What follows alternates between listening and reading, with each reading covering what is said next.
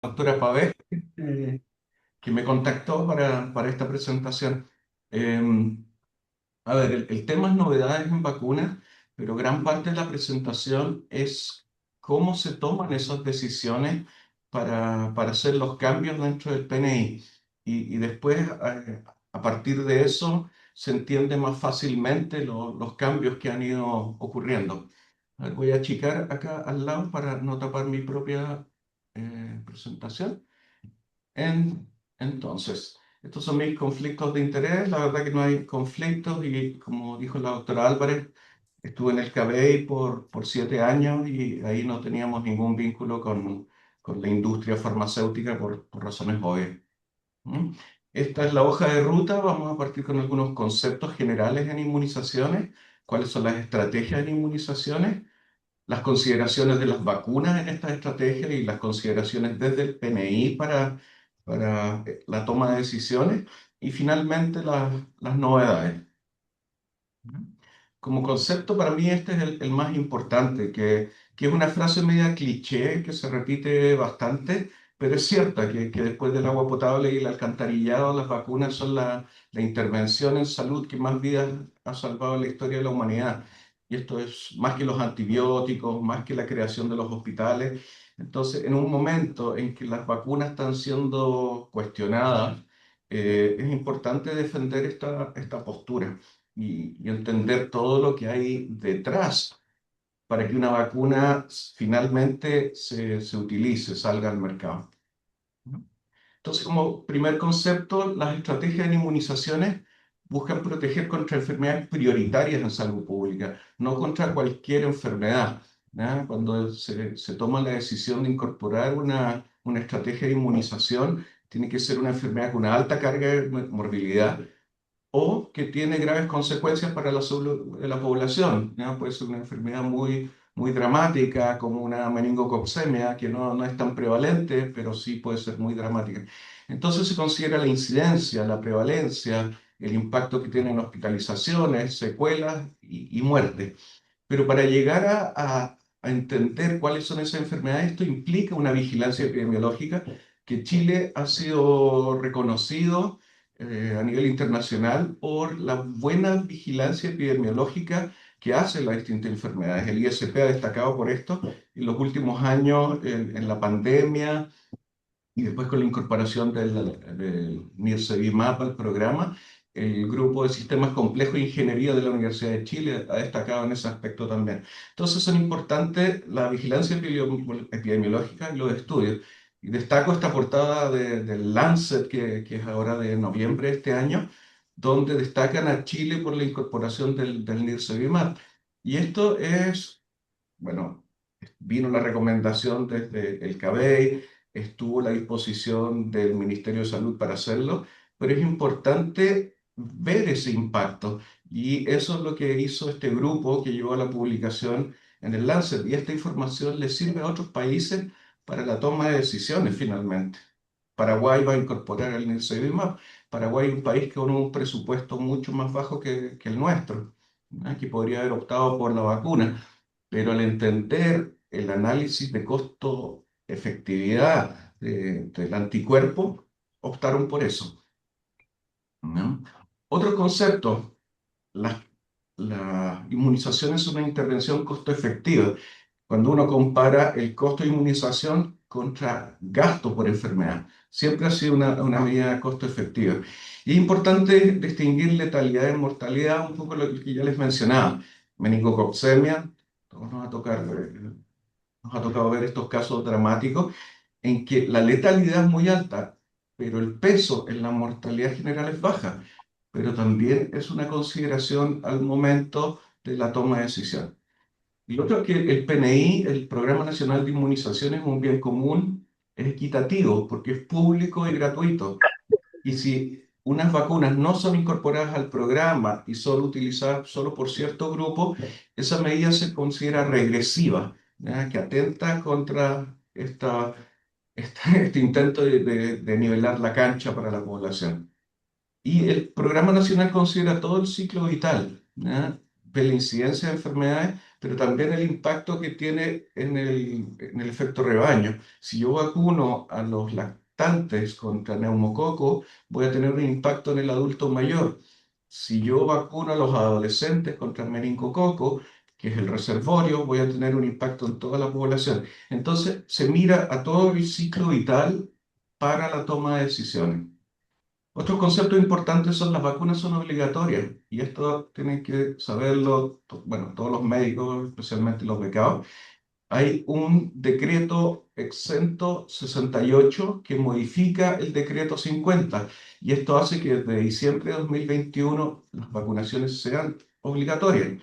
Ustedes pueden poner un recurso de protección si algún apoderado no está vacunando a sus niños. Y obviamente en todas las vacunas pueden haber efectos adversos, pero el balance entre el beneficio y el riesgo de efectos adversos, el beneficio supera con creces los riesgos. Y después está el principio de justicia. Y si miran acá abajo, esta publicación es del Science y es sobre Chile, sobre la inequidad, el estatus socioeconómico y cómo eso determinó la incidencia y la mortalidad de COVID-19 en Santiago. Entonces, eso es para destacar un poco el principio de justicia que hay detrás del uso de las vacunas. Entonces, todos esos conceptos están ahí antes de entrar a pensar en las distintas estrategias de inmunización.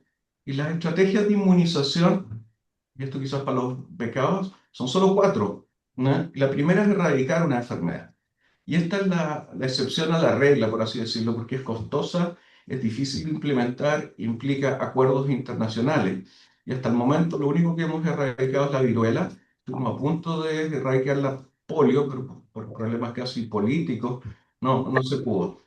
Y tener claro que si hay una enfermedad zoonótica, no es viable la erradicación. La influenza nosotros no la vamos a poder erradicar porque siempre vamos a ir recibiendo nuevos genotipos de influenza desde las aves, desde los cerdos, desde distintos reservorios. ¿Ya? Y nosotros tenemos que mantener la vacunación para evitar la reintroducción y los brotes. Es el caso del sarampión. Chile, en este minuto, casos endémicos no hay, pero hay un riesgo muy alto de importación de casos porque hay brotes en toda Latinoamérica. Entonces, nosotros estamos obligados a mantener la vacunación contra el sarampión, a pesar de que no hay circulación dentro de el país. Lo mismo con la vacuna de poliomielitis. Estamos obligados a seguir vacunando para evitar la reintroducción porque no se ha erradicado.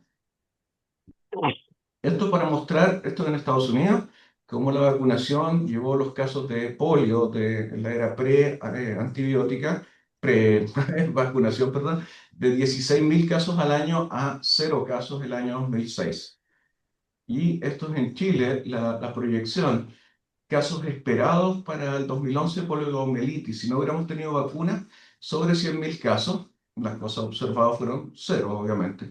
Y sarampión, los casos esperables para el año 2011, sin vacunación, 4.000, fueron cero casos ese año. Lamentablemente, pues hemos tenido algunos casos. Otra estrategia es el control de brotes, ¿ya? Que es una estrategia muy acotada en el tiempo y espacio y que muchas veces existen alternativas a las vacunas. Ejemplo, inundación en el norte, vacunación contra hepatitis A, contra fiebre tifoidea. Pero también un brote de meningitis en un colegio, eh, uno puede hacer un control de brote, pero se hace con antibióticos. Y eso fue una gran discusión y lo podemos discutir después. El año 2011-12, cuando se produjo el cambio de los serotipos, ¿ya? Y predominó el serotipo W. ¿Cómo se iba a actuar frente a ese brote? Si con una estrategia de quimioprofilaxis o con la vacunación. Y ahí hay distintas consideraciones como carga de enfermedad, efectividad de las distintas medidas y costo de cada intervención. La tercera estrategia es la más conocida o la más característica de las vacunas, que es desarrollar inmunidad comunitaria. Y esta es la justificación, tanto científica y ética, que avala la obligatoriedad de las vacunas. Uno casi que podría decir que esta justificación es solo para las vacunas que generan inmunidad de rebaño, pero es muy difícil entrar a hacer esa disquisición después para la población general. Por lo tanto, se consideran todas las vacunas obligatorias. El tétanos no protege a nadie más la antitetánica que al individuo que es vacunado, así que no va a generar una inmunidad de rebaño. Entonces uno podría decir, bueno, el problema de esa persona es si se vacuna o no. Pero es difícil entrar a hacer esa diferenciación para cada una de las vacunas. Bueno, pero volviendo al tema, ¿cuál es la idea? Proteger a los susceptibles para bloquear la transmisión del microorganismo en la comunidad. Esto requiere distintas coberturas dependiendo de la tasa de ataque del microorganismo, ¿ya? Entonces, a mayor tasa de ataque, mayor contagiosidad, necesito tener un mayor porcentaje de la población protegido para cortar la circulación del microorganismo, ¿ya? Después, la vacuna necesita tener una inmunidad duradera y generar inmunidad de mucosa para evitar la colonización.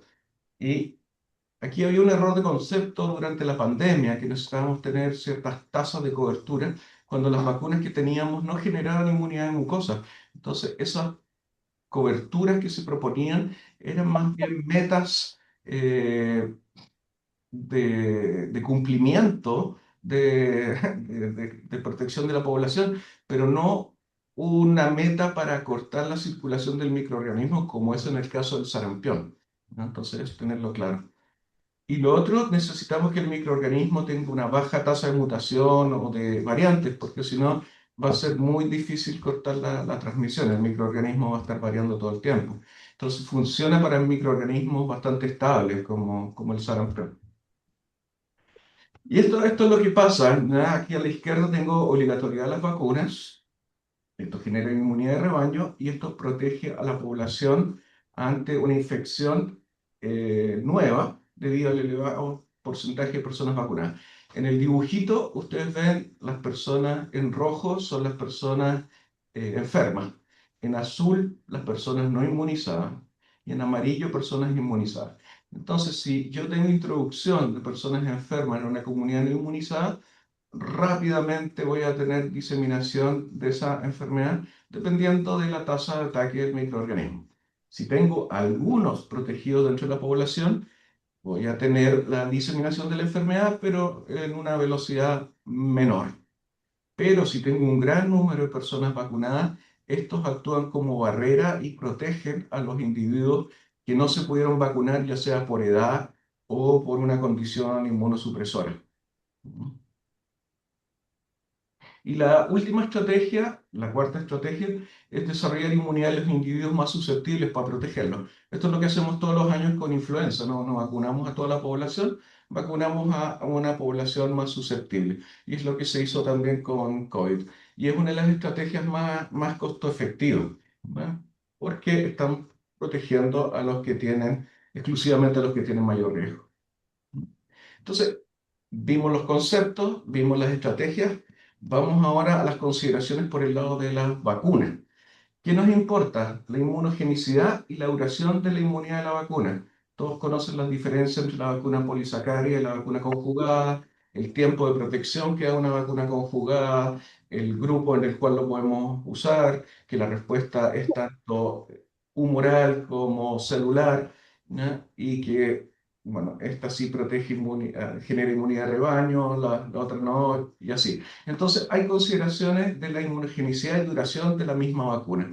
Después, interacción con otros antígenos. Las vacunas replicantes o antiguamente llamadas a virus vivos interfieren entre sí si es que se ponen desfasadas. Se pueden poner en simultánea o separarlas, pero si uno no las pone simultáneas o separadas en un mes, va a haber interferencia en la respuesta inmune. Entonces, es otra consideración que tengo que tener en mente al momento de incorporar una vacuna en un programa nacional o en el esquema que voy a usar. Perdón, después el número de dosis es importante. Obviamente, a menor número de dosis, más fácil la incorporación en un programa y más barato. Y después algo que se mira un poco en menos es la estabilidad de las vacunas. En Chile pudimos usar las vacunas de RNA mensajero gracias a que ya estaba instalada la capacidad en regiones con las cámaras frías, que fue un logro de la doctora Lagos hace mucho tiempo, de tener las cámaras frías instaladas en regiones. Si no, no hubiéramos podido usar estas vacunas que requieren refrigeración de -20, ¿no? Entonces son detallitos que van determinando lo que uno puede hacer dentro de un programa.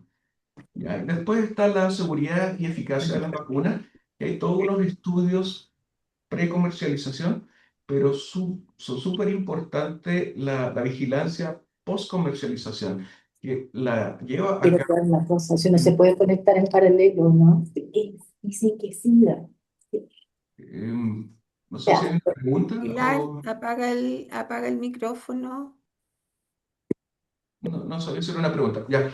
Bueno, hay una vigilancia post-comercialización de parte de la industria, pero también es súper importante que cada país haga su vigilancia. Y esto lo que estoy mostrando acá es el estudio del grupo de Leonardo Basso y Juan Pablo Torres, donde vieron las diferencias de los anticuerpos después de la vacuna Sinovac, arriba, y cómo estos iban cayendo en el tiempo y abajo la vacuna de BioNTech y cómo los anticuerpos se mantenían en el tiempo. Y este tipo de vigilancia y de estudios que se hacen post comercialización son súper importantes para la toma de decisiones a nivel de cada país. Y lo otro que es importante es la notificación de los ESAVIS por el personal de salud. Y ahí están los ejemplos de Rotachild, una vacuna que se comercializó, que después se sacó, ¿no?, por las invaginaciones intestinales que generaba, OPV y los cambios que se hicieron a nivel de casi toda Latinoamérica para pasar a polio inactivada, porque estábamos teniendo más casos de polio vacuna que de polio salvaje, o el paso de pertusis celular a pertusis acelular por la reactogeneidad de las vacunas, a pesar de que una muy buena vacuna, pero generaba un poco de reticencia en la población por los efectos adversos que veían en los niños. Finalmente están las consideraciones desde el PNI. El PNI no se manda solo, ¿ya? El PNI tiene que seguir ciertas directrices que vienen desde la OMS, OPS, UNICEF y de la propia legislación chilena. Por otro lado están los recursos financieros y esto es muy importante, algo que le escuché al doctor Jiménez de la Jara alguna vez, que una vacuna debe introducirse solo cuando su financiamiento está asegurado a largo plazo. El problema que pasa en muchos países africanos en que se hacen estudios de vacunas, pero después esa vacuna no se puede sostener en el tiempo dentro del programa. Entonces, nosotros, si vamos a incorporar una vacuna, tenemos que asegurar que eso se va a mantener. Y cada vez que se hace eso, se hace un análisis de sustentabilidad financiera. O sea, aquí les puse un ejemplo. Había un presupuesto para la incorporación de la vacuna de meningococo tetravalente a los 2 y 4 meses. Y por otro lado, desde el CABEI queríamos la incorporación de la vacuna Vexero. Y se hizo la gestión para que el precio se bajara para igualar a la vacuna Tetra para poder incorporarla, porque si no se generaba este déficit. Ujú. Ya, y después se hacen análisis de costo-efectividad, que es muy usado, y compara el costo y la efectividad de dos más intervenciones o simplemente de no intervenir en, en la comunidad. Y ahí se analiza costos por muerte prevenida. La muerte de un niño impacta muchísimo en el impacto de horas hombre y de trabajo que se perdió. Entonces se hacen costos de términos de año de vida ajustados por calidad o discapacidad, los QALY y los DALY. O, como les decía, costos por año de vida ganados o años de vida perdidos. ¿Ya? Y que cómo impacta eso en la sociedad por no tener esa persona incorporada a la fuerza laboral. Suena un poco frío, pero eso es el análisis que se hace para las vacunas. Y lamentablemente una vida vale distinto en distintos países para ese análisis. Entonces, con todo eso en la cabeza, vamos a las novedades. ¿Y por qué? Porque la necesidad de ir a ver las novedades. Y es por esto, a la izquierda ven cómo ha ido avanzando nuestro programa nacional. Yo creo que ni se alcanza a ver, pero se entiende que cada vez se han ido incorporando más vacunas más rápido y se ha ido complejizando para llegar a este calendario del 2024, que se ve bastante complejo. Por otro lado, lo que ya adelantaba la doctora Álvarez, estamos en un momento muy complejo en que los grupos antivacunas están haciendo harto ruido, en que la administración Trump también nombró a un ministro de salud que tiene reticencias con las vacunas. Entonces, todo este ruido que se generó en post-vacuna eh, eh, hace que sea importante aclarar la importancia de las vacunas. Y se meten, como muestran en esta foto, todo en una bolsa de gato, donde están las vacunas, donde está el 5G, donde está el uso de las mascarillas. Y, y es porque falta educación a la población, y quizás eso lo podemos discutir al final. Bueno, este es el calendario actual y destaqué aquí la vacuna meningocócica, porque que se incorporó. Destaqué acá la vacuna de sarampión, rubiola, papera a los 3 años y la de varicela a los 3 años. Y después más extensamente voy a hablar un poco de la incorporación de la vacuna de papiloma humano en dosis única. Entonces, pero hay otras cosas quizás a discutir, otras novedades. ¿Qué ha pasado con monkeypox? ¿A quienes vamos a vacunar o quienes se están vacunando? ¿Qué va a pasar con la gripe aviar? ¿Ya? Hay alerta en distintos países de transmisión a humanos. COVID-19, ¿vamos a seguir vacunando? Sí, no, hay recursos. ¿Qué pasa con la recomendación de las vacunas en pacientes con necesidades especiales, el antiguo paisito? Y a futuro necesitamos un refuerzo de meningococo tetravalente en adolescentes.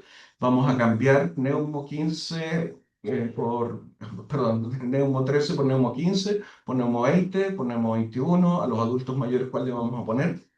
¿Cuál es el rol de la vacuna BRS en un país que ya incorporó en su programa nacional el Nirsevimab? ¿Y cuándo por fin vamos a incorporar la vacuna contra el rotavirus? Pero todas esas cosas son a futuro, ¿ya? Las podemos discutir, pero las novedades son estas. Esto ya lleva un tiempo, pero no todo el mundo entiende muy bien por qué el cambio. Y habiéndoles hablado de cuáles son las estrategias en inmunizaciones, a mí me gusta mucho el ejemplo de varicela.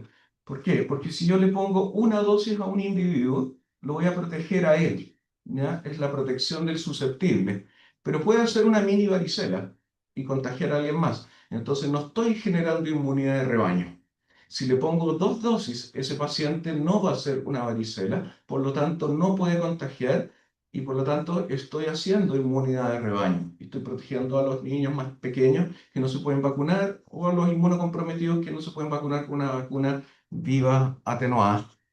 Y si yo mantengo esta estrategia en el tiempo, como la varicela es de reservorio exclusivamente humano, yo puedo llegar a erradicar esa enfermedad. Entonces se fijan con una misma patología y con una misma vacuna, yo puedo caer en cualquiera de tres de las cuatro estrategias de inmunización. Y eso es todo lo que voy a hablar de varicela. Esa fue la razón para poner una segunda dosis. Ahora, ¿por qué a los 3 años? Ya esa es una decisión técnica desde el Ministerio de Salud. Yo no estoy muy de acuerdo porque es un grupo que no tiene buenas coberturas en forma histórica, por lo menos a los 4 años no teníamos buenas coberturas en forma histórica, pero eso ya es otro tema. Sarampión. Esta es la explicación de por qué estamos adelantando la vacuna de sarampión. Si la cobertura histórica al año era un 95% y la eficacia de la vacuna, eficacia y conversión de la vacuna es de un 95%, cada año nos queda un 10% de niños no inmunizados, algunos vacunados, pero no inmunizados. Esto quedó un poquito obsoleto. Antes nacían 250.000 niños por año, entonces el 10% eran 25.000. Ahora estamos un poquito por debajo de eso, pero para la explicación sirve igual. Si pasan 5 años desde la vacuna de primero básico, del año a la de primero básico, esos son 5 años, se nos acumulan 125.000 susceptibles. Ahora, si yo vacuno al año, después de los 3 años, en solo 2 años, se nos acumulan solo 50.000 susceptibles. Con 125.000, si llega un sarampión a Chile, es muy probable que se produzca un brote. Esto, la vacunación por un plazo de 2 años y una acumulación de 50.000 susceptibles, hace muy improbable que se produzca un brote. Y esa es la justificación para haber adelantado la vacuna del sarampión. La misma discusión, si los 3 años era la mejor edad. Meningococo. ¿Ya? Meningococo es una enfermedad de baja prevalencia. Aquí a la izquierda y en azul ven la enfermedad meningocócica invasora total, la incidencia por cada 100.000 habitantes, y se mantiene bajo uno y se mantuvo bajo uno desde el 2008 al 2022. ¿Qué pasó? El 2011-12 llegó el serotipo W125, que pues que como W solamente, y se produjo este aumento en los menores de un año. ¿Ya? Y como lo ven acá, aquí está el cambio de cepa. Ya tenemos el meningo P, ¿ya? Que era el responsable del 80% de los casos, y como cae el año 2011 y aparece el W. Pero después, a partir del 2019, el B, perdón, vuelve a ser el serotipo predominante. Y el año 2022 todos los casos por meningo B, o sea, todos los casos que ocurrieron en menores de un año, si ven la columna de más a la derecha, ya 0 años, todos fueron por B. Y aquí un niño de 3 años también por B, a diferencia de los otros grupos etarios que tenían una mezcla de serotipos. Y esa fue la razón para decir, chuta, en los menores de un año no nos sirve meningo tetravalente, tenemos que poner protección contra B. Y la vacuna recombinante de meningo B tiene ciertas gracias. Igual que las vacunas conjugadas se pueden usar en lactantes, igual que las vacunas conjugadas generan una memoria inmune y no tienen este fenómeno de hiporrespuesta. Ahora, no actúan sobre la aportación, por lo tanto, no generan inmunidad de rebaño.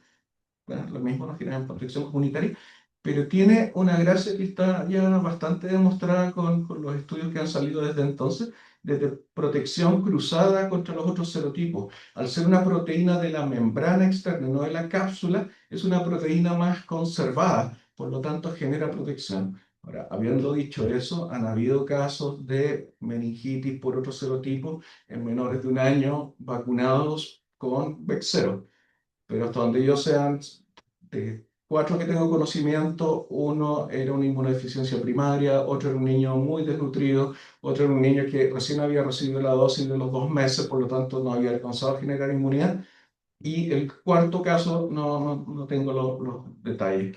Ahora, no estoy diciendo que esta vacuna sea suficiente, pero era prioritaria la cobertura de meningo B en ese grupo etario en ese momento. Lo ideal sería ahora tener la vacuna tetravalente junto con la Bexero o usar una vacuna pentavalente, pero eso lo podemos dejar para la discusión. Estas son las vacunas de meningo B disponibles en Chile: Bexero, que se puede usar a partir de los 2 meses, y Trumemba, que está pensada en los adolescentes. Papiloma. Papiloma es una enfermedad muy prevalente a nivel mundial. Se estima que el 10% de todas las mujeres sanas son portadoras de virus papiloma en algún momento. ¿Ya? O sea, si uno hace un corte transversal, 10% de las mujeres tienen la infección por virus papiloma. Ahora, se concentra en los países de medianos y bajos ingresos la aportación. Ahora, es la infección de transmisión sexual más común del mundo y el 80% de las personas sexualmente activas en algún momento vamos a tener el virus papiloma. Pero quería destacarlo de acá abajo, ya en rosado es la prevalencia en mujeres y como ven, según la edad va desde el veintitantos por ciento al 5% con un promedio en 10%, como les decía. Pero miren los hombres, la aportación, la prevalencia en hombres es cercana al 60%. ¿Ya? Y tenía una serie de datos a nivel mundial de la incidencia de cáncer. El papiloma participa casi en el 5% de todos los cánceres a nivel mundial, porque ahí está el cáncer de ano, de pene, de faringe, de esófago. Pero quizás esto es más importante o más llamativo o genera mayor respuesta emocional. En el mundo una mujer muere de cáncer de cuello uterino cada 2 minutos y en Chile 2 mujeres al día fallecen a consecuencia del cáncer cervicuterino. Entonces salió este estudio de Tanzania de la eficacia de una dosis de la vacuna de virus papiloma. Y esto llevó a la Organización Mundial de la Salud y a la Hola, OPS voy a apagar mi canal.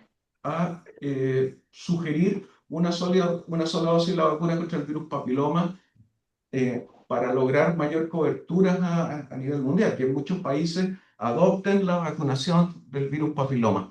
Entonces, el grupo de expertos de la OMS en vacunas recomendó la actualización de los calendarios con una dosis única para el grupo de adolescentes, exclusivamente el grupo de adolescentes. Pero la posición de la OMS hace un disclaimer, una aclaración, que esto es un uso off-label y que se requieren más estudios a largo plazo para ver la inmunogenicidad, eficacia, efectividad en la población y duración de la protección de la dosis única. Entonces, es un uso claramente off-label. ¿Ya? En Chile nosotros incorporamos la vacunación del papiloma el año 2014 en niñas y el 2019 en niños, con la vacuna tetravalente. Ahora, ¿qué pasa? Esa vacuna protege contra dos serotipos de alto riesgo, el 16 y el 18, y dos de bajo riesgo que están relacionadas a las verrugas genitales. Pero nos quedan todos estos otros serotipos fuera que sí cubre la vacuna 9 valente. Ahora uno se pregunta, bueno, pero eso nosotros estamos bastante bien, esos son los serotipos principales. Bueno, hay estudios que muestran, estudios chilenos, que muestran el peso de esos otros serotipos en la carga de enfermedad. Y aquí está este estudio liderado por la doctora Tapia en la región metropolitana. Y aquí tienen la primera flecha, virus papiloma 16, es responsable del 12%, una prevalencia del 12%. Y acá tienen el 18, que tiene una prevalencia bajo el 4%. Y entre medio tenemos todos estos otros serotipos. ¿Ya? Aquí están separados por mujeres y hombres, pero esto es para ambos sexos. Entonces, miren el peso de los otros genotipos. ¿Ya? Después hay otro estudio en el sur de Chile, y acá tenemos 16, 18 en el total de muestras, 31% para el virus papiloma 16, 13% para el 18. O sea, juntos no alcanzan el 50% en este estudio. Después en el norte, 16, 5%, 6, perdón, 18, eh, menor al 1% para el 18. Y después todos los otros serotipos. ¿Ya? Coquimbo, ¿ya? Y aquí está destacado el peso del 16-18, ¿ya? Aquí está el total a la derecha, casi 8% y 2%, un 10% pesan estos dos serotipos. Y lo que está marcado en amarillo son los otros genotipos que están presentes en la vacuna nuevalente y todo lo que agregan de protección. Entonces, así llegamos a el 2024, la incorporación de la dosis única en cuarto básico, y en quinto se terminó el esquema con la vacuna tetravalente, la segunda dosis. Pero a partir del 2025 es solo la dosis única. ¿Vale? Ahora es importante defender esta vacunación porque a nivel mundial las tasas de cobertura para virus papiloma son mucho más bajas que las otras vacunas que están en los programas nacionales. Y eso es por un desprestigio de la vacuna, por fenómenos psicógenos de desmayos masivos cuando la vacunación ha sido en grupos etarios mayores y por esta relación con como un pase a la promiscuidad a la cual se le ha asociado la vacuna, que no tiene ningún sentido. ¿Mm? En Chile, ¿qué pasó? Tuvimos un efecto pandémico, cayeron las coberturas para virus papiloma, ¿no? Un poco por el cierre de los colegios y porque las vacunas programáticas en general sufrieron, pero así todo se mantuvo una muy buena cobertura. ¿Ya? Estas son las recomendaciones desde el SAGE, ¿ya? De cómo optimizar las coberturas de vacunación. Y una de esas es la transición a dosis única, lo que le explicaba primero cuáles son las consideraciones. Y una de esas es el número de dosis. Pero también está acá los programas escolares, que es una de las ventajas que hemos tenido en Chile para lograr buenas coberturas. ¿Ya? Em, ya, entonces, esta es la incorporación de la vacuna nueva valente en mujeres y hombres, incorpora más tipos virales y al tener una sola dosis se produce un ahorro para el programa. Acuérdense que el programa es como una sola torta que se le da, en cuanto a recursos. Entonces, si yo puedo ahorrar un pedacito de esa torta, podría eventualmente utilizar ese pedacito para vacunar a los adolescentes contra meningos o incorporar la vacuna de rotavirus. Ya, la torta tiene un tamaño y no es más grande que eso. Y solo destacar que fuera de los grupos objetivos del programa, la vacunación sigue siendo un esquema de 3 dosis. ¿Ya? ¿Y de dónde sale la evidencia? Yo les mencioné los estudios. Este es el estudio de Tanzania, el estudio DORIS. ¿Ya? Y aquí tenemos 1 dosis, 2 dosis, 3 dosis, con la vacuna Cervarix arriba y abajo con la vacuna Gardasil. Y si se fijan, aquí, protección con 3 dosis, prácticamente 100%. Esto es cero conversión, lo destaqué en rojo. Solamente estudio serológico, qué pasa con los anticuerpos. 100%, 2 dosis, 100%. Y con 1 dosis cae un poquito, pero se mantiene sobre el 98%.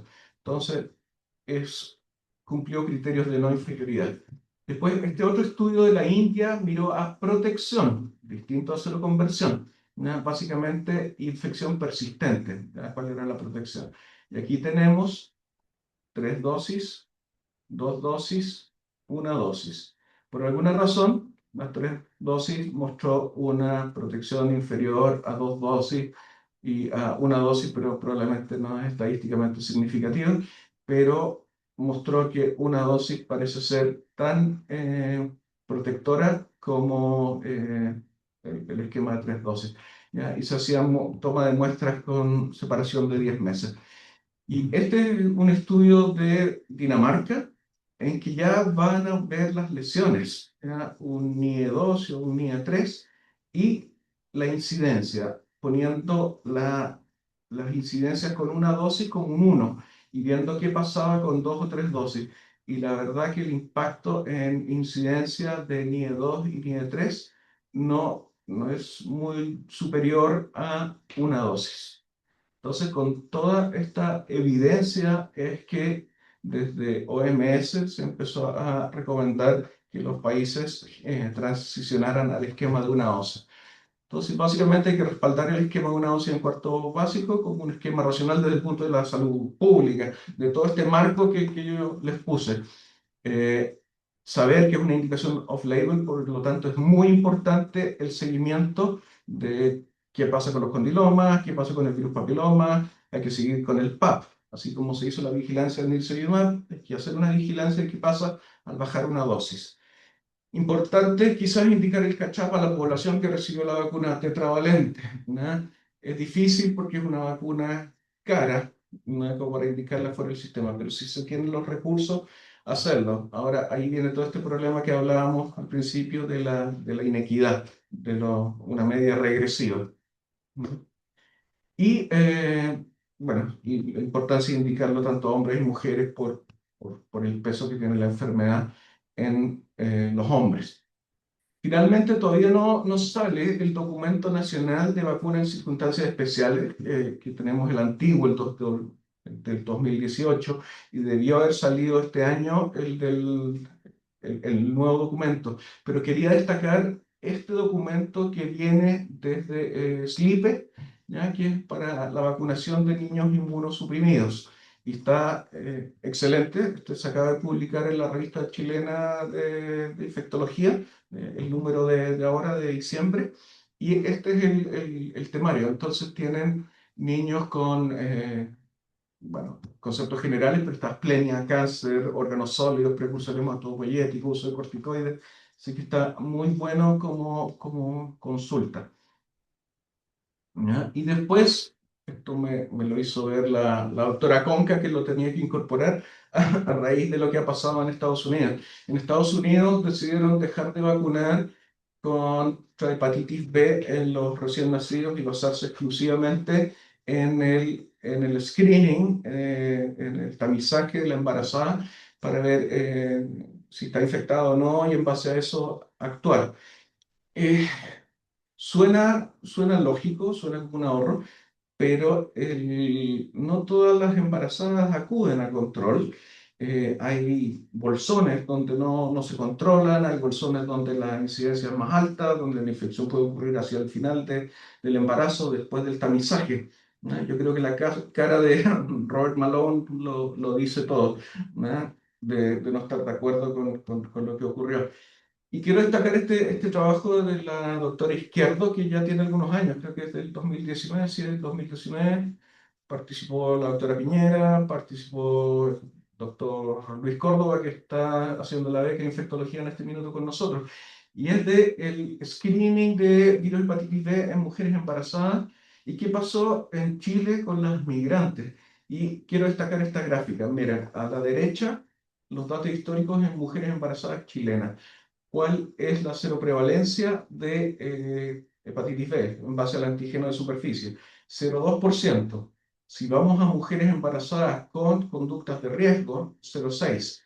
Si después saltamos a mujeres embarazadas extranjeras, 2,7, o sea, más de 10 veces de los datos históricos chilenos.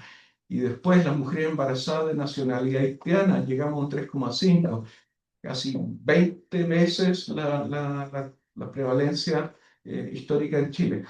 Y son poblaciones que muchas veces no se controlan, ¿ya? O si tienen algún problema de visa, no van a acudir a los controles habituales. Por lo tanto, en mi opinión, es muy importante mantener la vacunación del recién nacido.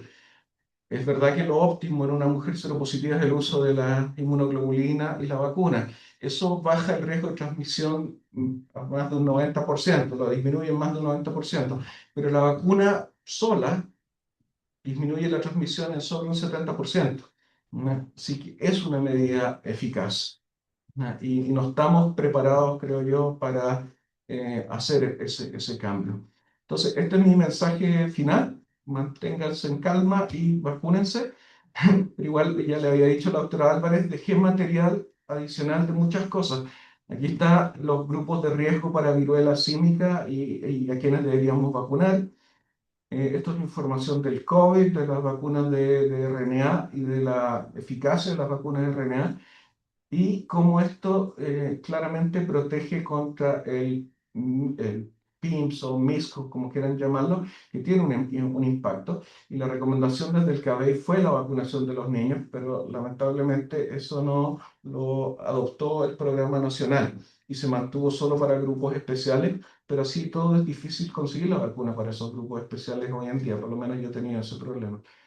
Y este es el documento que debe salir, que se debe actualizar, que es la vacunación para pacientes con necesidades especiales, que va más allá de los inmunosuprimidos, pero por ahora, no teniendo una actualización, el documento de SLIPE es muy buen fuente de consulta.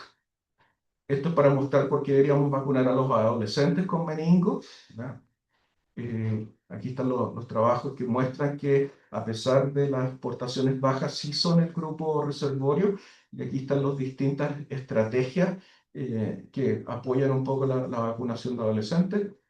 Este es el trabajo de la doctora Rivacoa, que muestra cómo han ido cambiando los serotipos de neumococo y que la protección que tenemos actualmente con PCV13 contra las enfermedades neumocócicas invasoras, por, perdón, enfermedad neumocócica invasora, alcanza el 50%, ¿no? Entonces hay una necesidad urgente de cambiar a una vacuna con mayor valencia, ¿no? Y aquí están las coberturas que podría proveer, si ven aquí, bajo es Latinoamérica, con PCV13 estamos en un 49%, muy similar a lo que tenemos en Chile en base a la vigilancia del ISP, y con PCV20 llegaríamos a un 65%.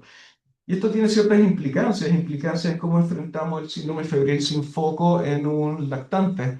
Antes consideramos si estaba vacunado o no vacunado, pero si la protección es de un 50%, podemos considerar ese factor para decir que el niño tiene menos riesgo, no sé, ¿no? Y esto es de ESPID, perdón, donde mostraron que la eficacia para cada uno de los serotipos se va perdiendo a medida que agrego serotipos, pero así y todo sería protector una vacuna con mayor valencia. ¿Cuál va a ser el rol de la vacuna del RS en nuestra realidad? Es discutible. Vamos a vacunar a las embarazadas, vamos a vacunar solo al adulto mayor. no sabemos todavía. ¿Ya? Y finalmente el rotavirus, que es una vacuna que todavía está esperando ser incorporada al programa, pero que ha sido desplazada por otras necesidades. Creo que esa es la última y eso va a quedar en el material. Muchísimas gracias, doctor. Muy interesante toda su clase. Quería saber si hay alguien que tenga alguna duda. Antes de las dudas, yo quiero agradecerte, Jan, tu presentación y la gentileza de proporcionarnos material adicional, que es súper importante, no solo para nosotros, los médicos ya formados, sino que también para el personal para los becados, los internos y los subespecialistas que tienen generalmente de su población que atienden muchas consultas. Así que dejo, como decían, para preguntas. Sí, perdón por no haber entrado en más detalle en temas, pero fíjense, son las 9:20 y fue sin entrar en tanto detalle de cada cosa. Pero sí, feliz de que discutamos, porque es un tema discutible. ¿Broncopulmonar tiene una duda? ¿No pregunta? Sí, hola, Hola. gracias por la presentación. Tengo una consulta.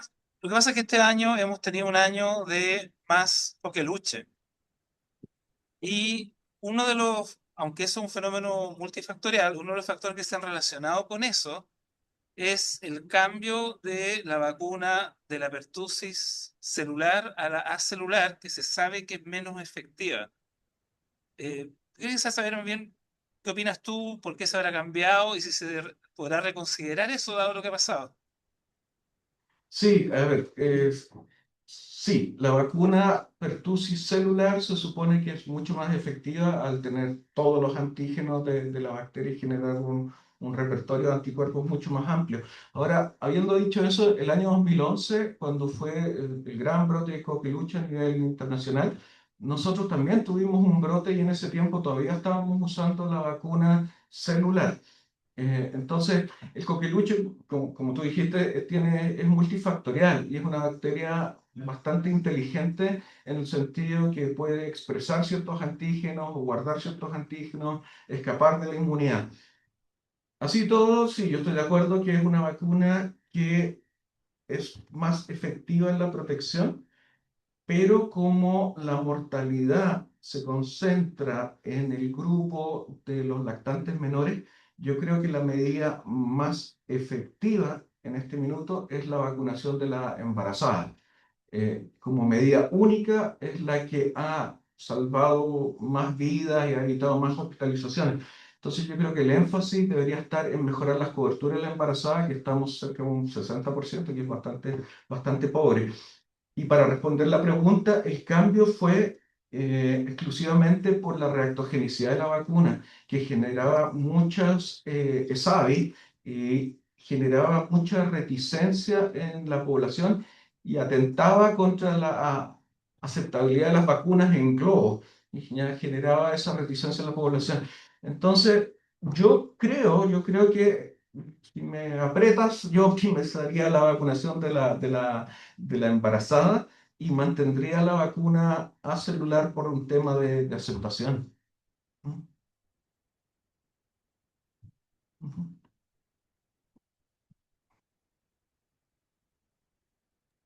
¿Alguna otra pregunta?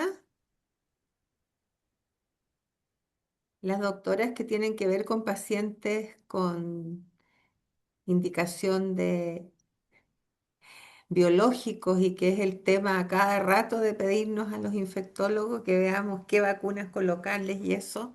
No sé qué experiencia tienes tú, Pucha, Jan. los biológicos es algo tan nuevo que yo sinceramente cuando me llega un paciente con un biológico tengo que revisar el biológico y a qué predispone. ¿Ya? Uno maneja algunos, infliximab obviamente y tuberculosis y qué sé yo, pero han salido tantos biológicos que no tengan miedo de decir, ¿sabes qué? No sé, y voy a revisar a qué predispone, qué exámenes le tengo que tomar y qué vacunas puedo poner. Yo creo que hay que ser súper honesto en eso y decir, oye, esto es nuevo para mí.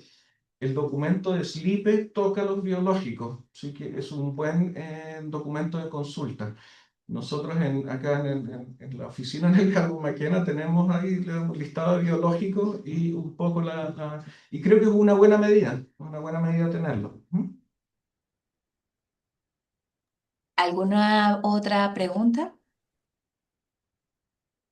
A ver, finalmente hay una pregunta. Finalmente, ¿se recomienda la vacunación contra VPH con nona valente a personas que se han vacunado con la tetra? Yo lo mencioné, sería el ideal porque hay muchos más genotipos asociados a cáncer que no están cubiertos. El problema es quién paga eso, ¿ya? Entonces, a título personal, si alguien lo puede hacer, sí, sí, yo lo haría. Y lo otro que no lo saqué de esta presentación, eh, quiero más extenso, si recuerdan, el 90% de las infecciones por virus papiloma se limpian. Entonces, decir que no tiene sentido vacunar sobre cierta edad, no tiene sentido. La infección que se adquirió tempranamente en la vida probablemente se va a limpiar, ¿ya? Y tengo el riesgo de adquirir una nueva infección. Entonces, yo soy partidario de vacunar a cualquier edad a una persona que es sexualmente activa. Y lo ideal sería vacunar con la vacuna de mayor valencia. Ahora, uno no se puede meter en el bolsillo de las personas. Había una segunda pregunta aquí en el chat. La segunda, buenos días. En relación a la vacuna de COVID que ha provocado en la población mucha inseguridad y reticencia a colocarse. ¿Qué opina usted? Pucha,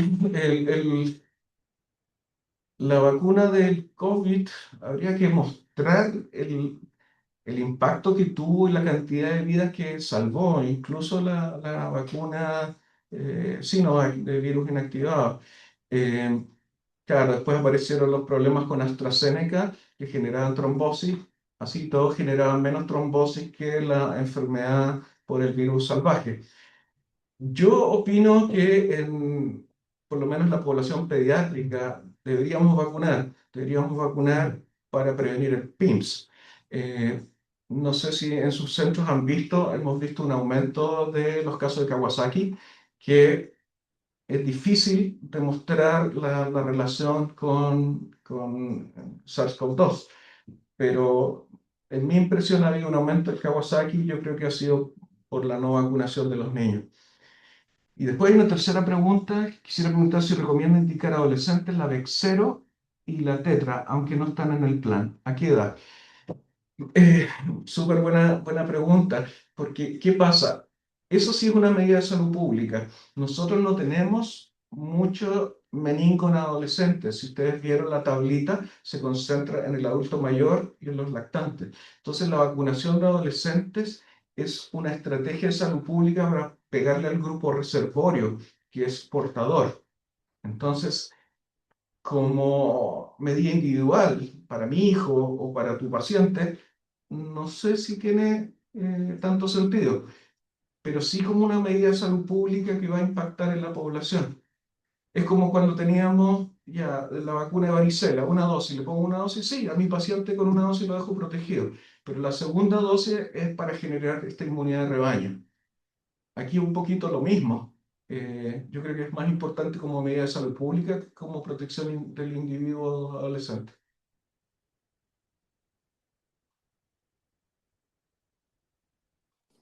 Bueno, ¿Preguntas hay? muchísimas gracias. Jan, quiero disculpar a la doctora Evia, que es la jefe de servicio, que se tuvo que retirar porque estamos en el proceso de acreditación y llegaron los acreditadores a la oficina, así Justo. que por eso, ¿ah?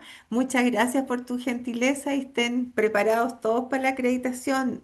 Sepan contestar bien las preguntas. Gracias, Jan, muchas gracias. Gracias a ustedes por la invitación. Chao. Chao, que estén muy bien. Igual.